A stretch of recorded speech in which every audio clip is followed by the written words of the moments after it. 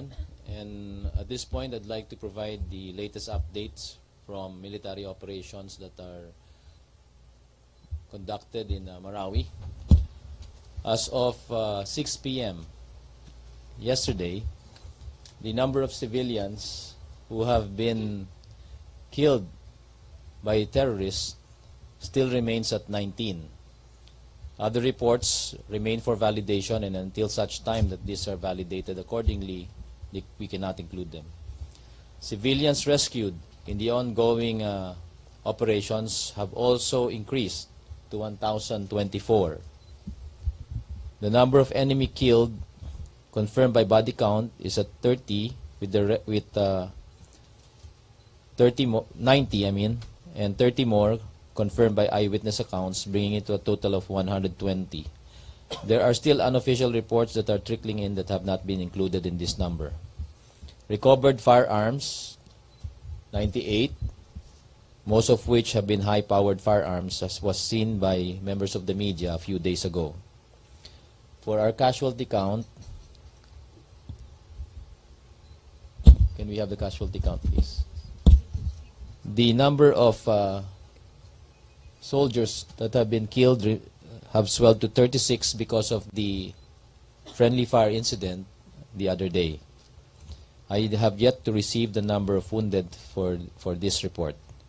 The current focus of operation of our military forces remains to be the clearing of Marawi from armed elements that have still holed up in the area, the continued rescue operations for trapped residents, the continued recovery of civilian victims and potential casualties who have been victimized by atrocities from the armed elements, and the continued assistance that we can provide to the LGUs, the NGOs, CSOs who are conducting white helmet or relief operations.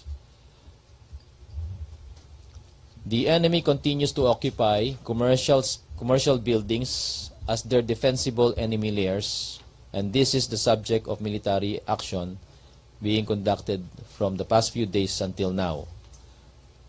Compounding the situation on the ground is the use of these forces, these armed elements, of children and civilians as human shields. Apart from that, they have also been turning into the madrasas as staging areas and the mosque as sniper nests, thereby hoping to limit the movement of our forces and their capability to neutralize them. We continue to apply commensurate military power on these existing threats and pockets of resistance, and will continue to do so, including the use of airstrike. Continued efforts also is being exerted in our collaboration and coordination with other concerned agencies to ascertain the status of victims whose families continue to ask for assistance on their whereabouts, as well as those of the hostages that are known to us. Finally, we continue to call on the remaining terrorists to consider their position, surrender, or experience the dire consequence of military action. That is all I have for now. Epektibo ang binuong Provincial Crisis Management Committee para sa mga apektado, kung saan araw-araw ay nagbibigay ng update ang provincial government tungkol sa sitwasyon sa Marawi City. Batay sa datos mula sa Kapitolyo ng Lanao del Sur as of May 31, ay halos nasa 25 katao na ang naipadala at nasa mga evacuation center na ang mga ito. Mahigit sa 2,000 katao naman ang kanila na naisasalba mula sa pagkakaipit sa labanan. Ayon kay Mr. Alonto o Zia Alonto Adjong, ang Assemblyman ng Autonomous Region in Muslim Mindanao o ARMM at siya ring tagapagsalita ng binuong komite, ay katuwang nila ang Social Welfare Department sa relief operations ng mga apektadong residente. Ipinaliwanag niya rin ang mga lugar na kinubkob ng Maute at ang pagresponde rito ng militar. Samantala, gaya ng ibang mga kasama natin sa pamahayag, ay bumababa pa tayo rito sa Iligan upang dito na magpalipas ng gabi bilang bahagi ng seguridad. Dito pa lamang sa Iligan ay napapansin na natin ang higpit ng seguridad lalo na sa Marawi City. At ito ay parte lamang ng martial law na ipinatutupad sa buong rehiyon ng Mindanao. Mahigpit yung pag-inspeksyon, bagay na aprobado naman ng mga residente, lalo tiwala sila sa kaligtasan ang ginagawang ito ng pamahalaan. 24 oras dayan yung inspeksyon dito o yung checkpoint dito o yung mga mula sa Iligan na magtutungo naman sa Marawi City. Gayon din yung mga mula naman sa Marawi City patungo rito sa Iligan City.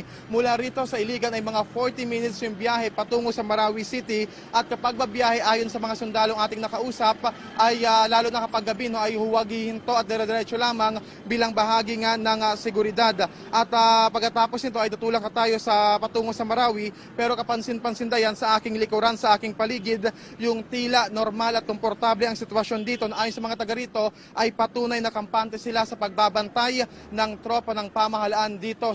Mahigit isang linggo na ang nagaganap na krisis sa Marawi. Naroon ang aming correspondent na si George Cahiles. George, kamusta na kayo dyan? Alam mo, medyo humupa na dito yung sitwasyon na kanina sunod at tuloy-tuloy yung bira ng tropa ng gobyerno dito sa Marawi City. Sa video na nakuha natin kaninang umaga, nakikita nyo yung isang bahagi ng Marawi City na kung saan mabigat yung palitan ng pagbaril mula sa pwersa ng gobyerno at mga miyembro ng Maute Group. May mga nasusunog na namang area dito, tanda ng isinasagawa pusang operasyon.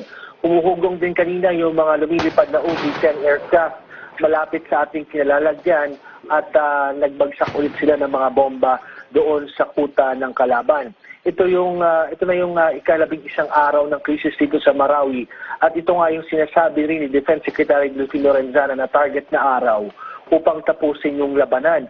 Gagawin naman daw ng otoridad ang lahat para tapusin ang labanan ngayong araw pero pinauubayan nila ang pag-assess sa sitwasyon sa commander sa ground kung talaga bang kakayanin tapusin itong bakbakan ngayong araw. Ruth. George Cahiles, nag-uulat mula sa Marawi. Congressman Rodolfo Biazon, si Pangulong Rodrigo Duterte sa pag-alok sa pwersa ng mga rebelding grupo na tumutulong sa pagdurog sa mga terorista sa Mindanao. Hindi kampante si Biazon na dating AFP Chief of Staff sa paghimok ni Duterte sa Moro Islamic Liberation Front, Moro National Liberation Front at Communist Party of the Philippines na tumulong sa pagsugpo ng terorismo sa gitna ng pinatutupad na martial law sa Mindanao. Ayon kay Biazon, wala itong legal cover kaya magiging magulo ang sitwasyon kung lumahok pa sa laban sa Maute Group ang MNLF, MILF at CPP-NPA-NDF.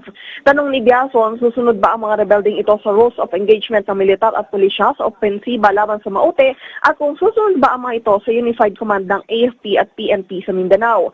Questionable rin umano ang magiging status ng armas na gagamitin ng mga rebelde dahil hindi lisensyado ang mga ito. Kung magkakaroon ng pang-aabuso ang mga ito sa operasyon, malaking tanong din umano kung sa ilalim ng anong batas sila pananagutin, kung sa anti-terrorism law o anti-insurgency law. Meanwhile, the pilot of the Sayay Marchetti SF-260 light attack aircraft, which accidentally bombed a military position in Marawi City, has been placed under administrative control of his unit while investigation of the case is ongoing. AFP spokesperson Brigadier General Restituto Padilla also said a board of inquiry has been forced by General Eduardo Año to focus on determining whether the aircraft ordnance or the personnel tasked to guide the bombs to their target were at fault. He said the investigation will provide the military with the necessary inputs to prevent the incident from happening again. Padilla added that while the inquiry is ongoing, troops will remain focused on their mission.